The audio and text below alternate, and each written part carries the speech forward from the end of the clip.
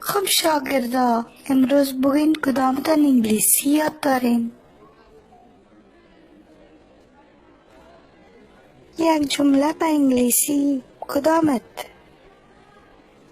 تو بگو. بیا از امریکایی ورستی.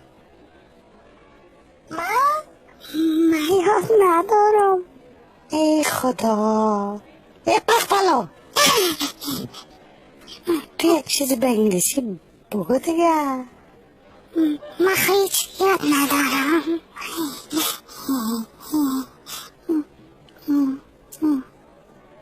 خاک در رنگت.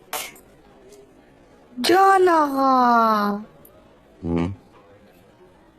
تو یاد داری نه؟